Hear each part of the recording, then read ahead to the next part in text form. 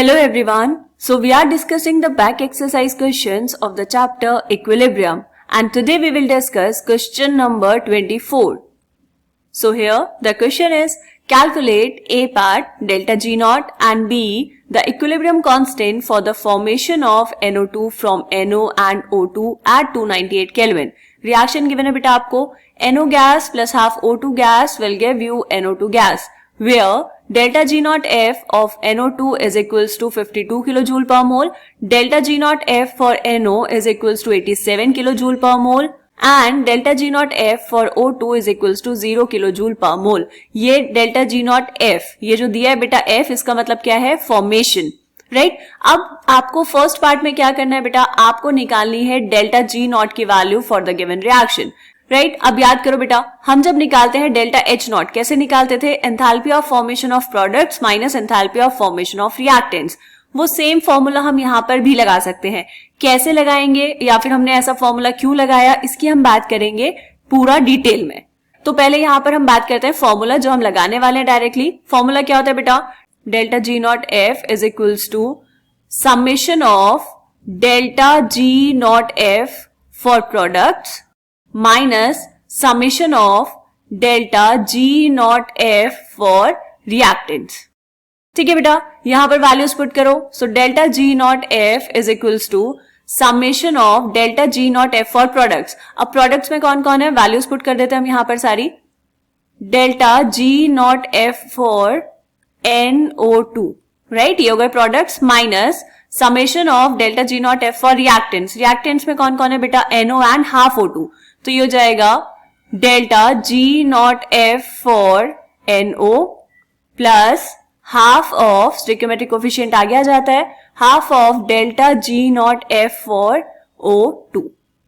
ठीक है, values put करो। So delta G not F is equals to NO2 के लिए कितना गिवन है बेटा, 52 किलो जूल पर मोल, माइनस ये कितना हो जाएगा, NO के लिए आपको वैल्यू गिवन है बेटा 87 किलो जूल पर मोल, प्लस हाफ इनटू ऑक्सीजन की वैल्यू है 0, राइट। ऑक्सीजन के लिए delta G not F is 0, तो डेल्टा G नॉट F आपके पास आ जाएगा बेटा 52 माइनस 87 किलो जूल पर मोल, माइनस कर दो इसको। So delta G not F will be equal to minus 35 kilo joule per mole. ठीक है बेटा, ये आ गया आपके पास आंसर। अब यहां पर हमें बात ये करनी है कि हमने फॉर्मूला लगाया क्यों। हम तो ये फॉर्मूला एंथैल्पीज के लिए पढ़ते हैं, राइट। इस फॉर्मूले को लगाने के लिए बेटा हमने क्या किया, ये जो रिएक्शन आपको गिवन है, देखेंगे रिएक्शन बनी कैसे होगी। तो यहां पर इसको थोड़ा सा साइड कर लेंगे। देखो बेटा, हमें रिएक्शन क्या गिवन है, रिएक्शन लिखो यहां पर, NO gas plus half O2 gas is in equilibrium with NO2 gas. ठीक है, इसके लिए आपको निकालनी है डेल्टा G नॉट की वैल्यू, मतलब this is the required reaction. ठीक, अब क्या करना है, देखो जो पहली वैल्यू आपको गिवन है क्वेश्चन में वो है delta G not F for NO2, मतलब फॉर्मेशन के लिए चेंज इन गिब्स एनर्जी। तो यहां पर फॉर्मेशन ऑफ NO2 की रिएक्शन क्या होती है बेटा, हमने लिखी reaction for the formation of NO2, और ये हम अच्छे से बात कर चुके हैं थर्मोडायनेमिक्स चैप्टर में कि हम फॉर्मेशन रिएक्शन कैसे लिखते हैं। तो आपको NO2 के लिए लिखना है, तो क्या होगा बेटा, तो प्रोडक्ट साइड 1 मोल NO2 बनना चाहिए, एंड ये किससे बनेगा बेटा, इसके कॉन्स्टिट्यूएंट एलिमेंट्स जो है वो होने चाहिए अपनी स्टैंडर्ड स्टेट में। तो ये बनेगा N2 एंड O2 से, तो यहां पर हो जाएगा N2 gas plus O2 gas. Balance करो उसको राइट साइड पे, तो 1 नाइट्रोजन है, इधर 2 है, तो ये जाएगा half of N2 plus O2 will give you NO2 gas. इसके लिए डेल्टा G नॉट की वैल्यू कितने गिवन है बेटा, इसके लिए दी हुई है 52 किलो जूल पर मोल, 52.0 यहां पर हमने वैल्यू पुट कर दी। बात समझ आई। दूसरी वैल्यू क्या गिवन है बेटा आपको, delta G not F for NO, तो ये NO के लिए फॉर्मेशन रिएक्शन लिखेंगे हम यहां पर, NO गैस ये बनाना है, किससे बनेगा, N2 प्लस O2 से। तो यहां पर 1 नाइट्रोजन 1 ऑक्सीजन है, तो ये बन जाएगा बेटा हाफ मोल N2 लेंगे यहां पर, एंड हाफ मोल हम ले लेंगे O2। ठीक, इसके लिए डेल्टा G नॉट कितना गिवन है बेटा, 87 किलो जूल पर मोल, 87.0। अब इन दोनों रिएक्शन को मिला के देखो, ऊपर जो रिक्वायर्ड रिएक्शन है वो कैसे बनेगी। This is the required reaction, required equation ये है हमारी। अब आप कहेंगे कि मैम एक और थर्ड वैल्यू भी तो गिवन है क्वेश्चन में, delta G not F for O2 is 0 kilo joule per mole. जैसे enthalpy of formation of diatomic molecules, जैसे O2 हुआ, N2 हुआ, Cl2 हुआ, ये सब क्या होता है बेटा, 0 होता है, बाय कन्वेंशन हम 0 मानते हैं। वैसे यहाँ पर delta G not F O2 आपको 0 दिया हुआ है, तो उसके लिए आपको रिएक्शन लिखने की जरूरत नहीं पड़ेगी। क्लियर? तो अब हमें क्या करना है, इन दोनों रिएक्शन से मिला के बनानी है हमारी रिक्वायर्ड रिएक्शन। देखो रिक्वायर्ड रिएक्शन में क्या क्या चाहिए, लेफ्ट साइड पे है बेटा NO gas and half O2 gas. इन दोनों रिएक्शंस को अगर हम ध्यान से देखें तो NO गैस दूसरी रिएक्शन में है राइट साइड पर, तो क्या करेंगे बेटा, उसको हम कर देंगे रिवर्स। तो यहां पर सेकेंड वाली रिएक्शन को रिवर्स करके लिखेंगे। रिवर्स दिस इक्वेशन, क्या बन जाएगा बेटा, ये हो जाएगा आपके पास NO gas will give you half N2 gas plus half of O2 gas, right. इसके लिए डेल्टा G नॉट कितना हो जाएगा बेटा, गिब्स फ्री एनर्जी जो आपको गिवन है ऊपर वाली रिएक्शन के लिए वो है 87 किलो जूल पर मोल। तो जब आपने उस रिएक्शन को रिवर्स कर दिया है तो अब डेल्टा G नॉट कितना हो जाएगा बेटा, -87 किलो जूल पर मोल, राइट। बिल्कुल वैसा जैसा आप एंथैल्पी के लिए करते हैं। क्यों? क्योंकि दोनों ही क्या है बेटा, एक्सटेंसिव प्रॉपर्टी है। एक्सटेंसिव प्रॉपर्टी है मतलब डिपेंड करती है on the amount of substance. बात समझ आई? तो आपके पास दो रिएक्शंस आ गई, एक ये है फर्स्ट वाली और ये है सेकंड वाली। अगर आप इन दोनों रिएक्शंस को ऐड करेंगे बेटा 1 + 2, देखो क्या बनेगा आपके पास। बस हमारा क्वेश्चन ऑलमोस्ट सॉल्व हो गया है। 1 + 2 करेंगे तो क्या बनेगा बेटा, ये सेकंड रिएक्शन तो ऊपर लिखी हुई है, फर्स्ट रिएक्शन मैं इसी के नीचे लिख देती हूं। तो फर्स्ट रिएक्शन है half of N2 gas plus O2 gas will give you NO2 gas.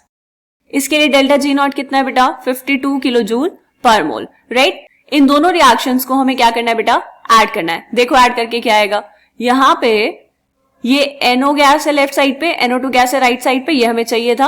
Half N2 gas से ये half N2 gas cancel out हो जाएगा एंड हाफ O2 है राइट साइड पे, 1 O2 है लेफ्ट साइड पे। तो क्या करेंगे बेटा, राइट साइड वाला हाफ O2 लेफ्ट साइड ले आएंगे तो इधर बचेगा हाफ O2। तो फाइनल रिएक्शन क्या हो जाएगी आपके पास, NO गैस प्लस यहां पर है बेटा ये O2 गैस, राइट, और दूसरी तरफ ये क्या है, हाफ ऑफ O2 गैस। तो हम क्या करने वाले हैं, ये हाफ O2 को भी लेफ्ट साइड पे ले आओ, तो 1 - 1/2 कितना बचा यहां पर, 1/2। तो ये लेफ्ट साइड पे आपको मिल जाएगा NO gas plus half of 1/2 of O2 gas, right. और राइट साइड पे क्या बचा बेटा, NO2 गैस।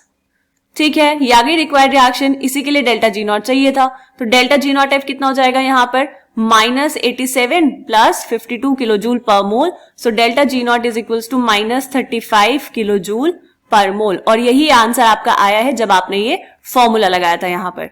ठीक है, तो ये फॉर्मूला कहां से आया, कैसे आया, इससे ज्यादा इंपॉर्टेंट ये है बेटा कि हम ये क्वेश्चन सॉल्व कैसे कर रहे हैं, राइट। आप डायरेक्ट फॉर्मूला अप्लाई कर सकते हैं जैसे एंथैल्पी के लिए करते हैं, लेकिन वो फॉर्मूला हम क्यों अप्लाई कर रहे हैं वो हमने यहाँ पर डिटेल में देख लिया कि आप इन रिएक्शंस के साथ अगर ऐसे ऑपरेट करेंगे तो आपको फाइनल आंसर मिल जाएगा।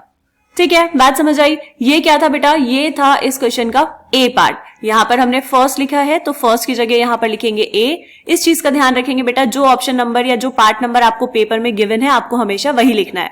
ठीक है, जो क्वेश्चन में गिवन है फर्स्ट सेकंड दिया है तो फर्स्ट सेकंड लिखेंगे, ABC दिया है तो ABC लिखेंगे। ठीक, ए पार्ट सॉल्व हो गया। अब हम चेक करते हैं बेटा इस क्वेश्चन का बी पार्ट।